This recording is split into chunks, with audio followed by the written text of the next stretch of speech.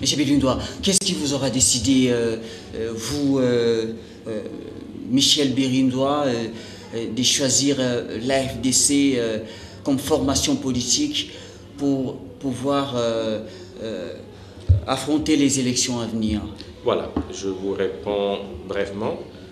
L'AFDC est une formation politique qui est née il y a à peu près... C'est votre première formation politique à laquelle vous adhérez? C'est la première formation politique à laquelle j'adhère. Avant, je peux me retenir, j'étais un sujet de la société civile, dans mon métier d'entrepreneur, dans mon métier de partenaire dans une société d'aviation, dans mon métier de pilote d'avion. Donc, je faisais partie de la vie sociale du pays, je suivais la vie politique forcément, comme tout le monde, la vie économique, mais c'était la société civile. Et un jour, il y a un an, avec l'honorable Bahati qui était le président de la société civile, comme vous savez, nous avons décidé, pourquoi pas, nous membres de la société civile, la plupart des fondateurs de ce parti, c'est des technocrates ou des membres de la société civile qui, pas nécessairement ont tous œuvré dans la politique avant, eh bien, vont décider de créer un parti politique pour pouvoir exprimer avec plus de vigueur et plus de force nos idées libérales. L'AFDC est désormais là, au sein du microscope politique congolais, au sein de la classe politique congolaise, et dans la perspective des élections qui pointent à l'horizon, l'AFDC vient de tenir à Kinshasa ses assises, non pas comme les autres le font et d'autres le feront, congrès, mais plutôt une session extraordinaire. Pourquoi vous avez tenu à faire la différence par rapport à d'autres formations politiques? Donc, vu les enjeux politiques de l'heure, le parti a décidé de tenir une session extraordinaire avec comme ordre du jour la réalité du jour. Nous avions 4 points à l'ordre du jour. Le premier point était l'officialisation et le choix du parti pour ce qui concerne le candidat président de la République, la validation et la décision de la sélection des candidats députés nationaux. En point 3, une modification au statut concernant la subdivision des provinces, parce que, comme vous savez, elles vont être montées au nombre de 21. Et 4, un point interne au parti qui était une organisation des financements de la campagne électorale. J'ai fait partie de la première commission, parce que ces points ont été distribués à 4 commissions qui ont siégé et statué et délibéré. Donc, la première commission, c'était celle où je faisais partie, donc je peux vous en parler. Je vous en prie.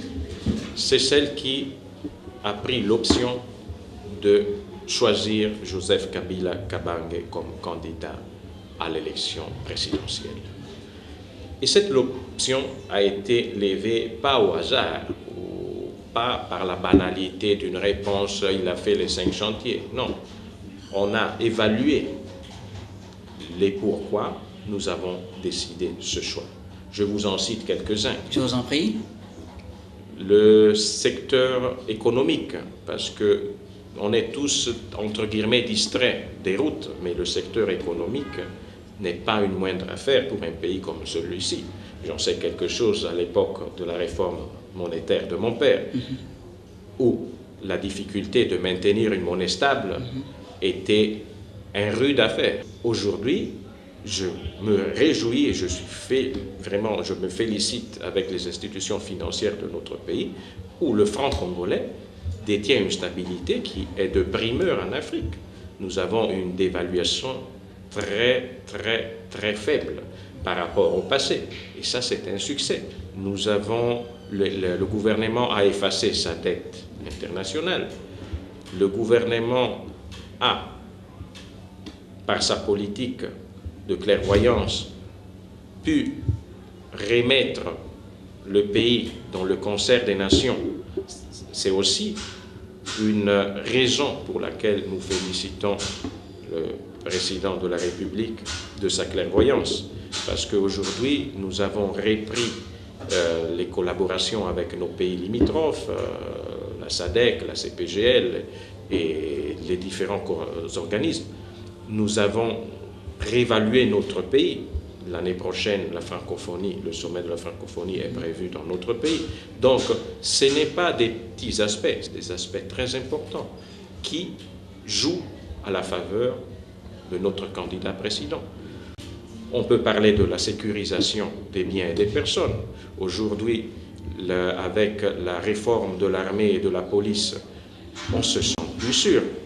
Ce n'est plus comme par le passé. Vous pouvez prendre un véhicule, aller d'ici à Kikwit, il n'y a plus un barrage chaque kilomètre avec un béret différent qui vous porte nu. Aujourd'hui, il n'y a personne qui vous dérange. Vous passez les frontières, il y a juste un service préposé qui est celui de la DGM qui s'occupe du contrôle de vos documents. Et tout ça, ce n'est pas des choses à minimiser. Depuis ma naissance, en 1967 à aujourd'hui, j'ai rarement vu construire de routes comme on le fait aujourd'hui. C'est des points. Nous avons des routes. J'ai fait ma descente à Bukavu, de l'aéroport à la ville, au centre-ville. Nous avons environ 30 km. C'est la première fois que je l'ai fait en 30 minutes. Et comme je vous disais, j'ai œuvré là-bas, j'étais pilote, donc c'était une route qui pour moi était familière. Mais des fois, il fallait même arriver à 4 heures pendant la saison des pluies. C'est un succès. C'est normal, on ne peut pas créer le monde en un jour.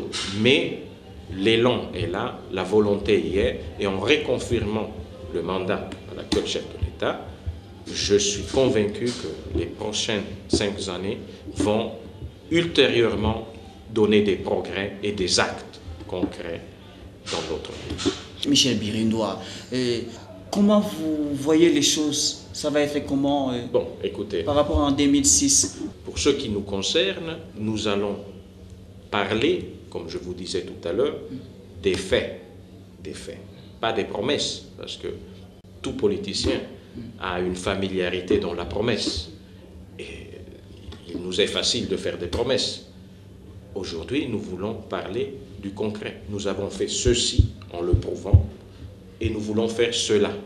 Donc, nous allons essayer, avec ces arguments, je pense que nous allons convaincre nos électeurs. J'ajoute, il y a un leitmotiv que j'ose utiliser, comme je me retiens dans la génération Kabyle. Donc, compte tenu que la majorité de nos électeurs est jeune, ça fait quand même une différence. Il est tout à fait normal qu'on se regarde d'égal à égal, que la jeunesse porte un choix sur des leaders jeunes. C'est un atout, c'est peut-être un avantage.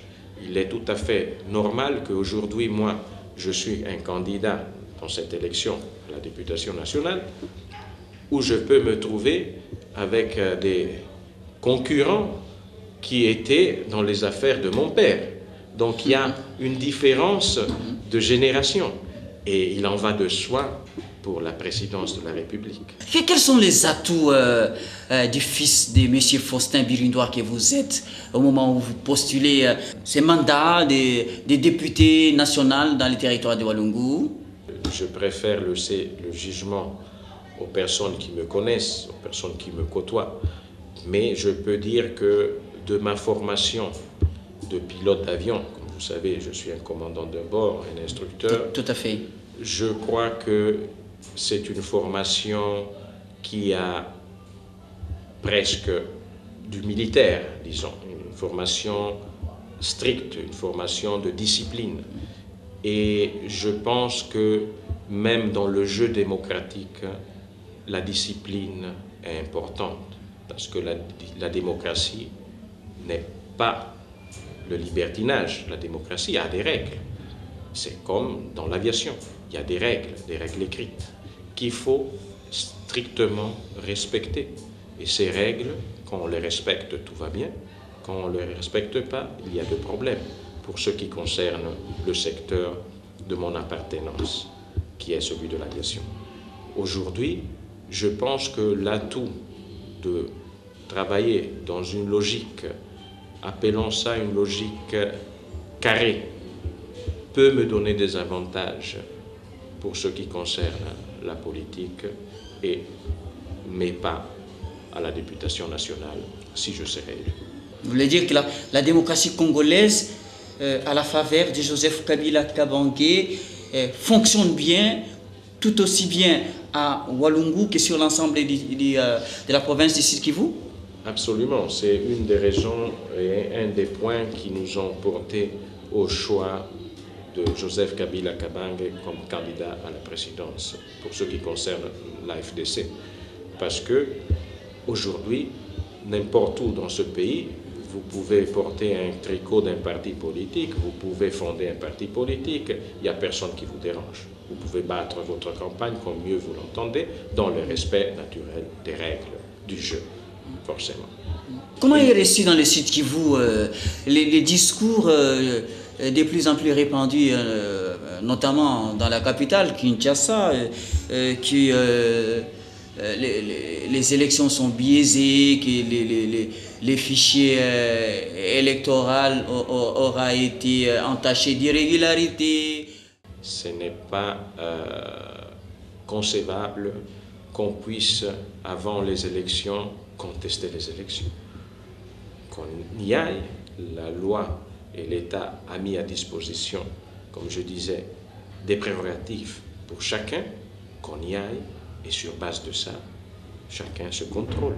Mais aujourd'hui, aller diaboliser un schéma électoral, c'est une absurdité. Ces mêmes personnes, si vous avez mémoire, il y a 5 ans, ont poussé la population quinoise à ne pas s'enrôler. Et ce n'était pas un jeu démocratique. Au contraire, évitant de faire enrôler un citoyen, vous lui privez de sa liberté de choix, chose qui est assez grave quand on parle au nom de la démocratie.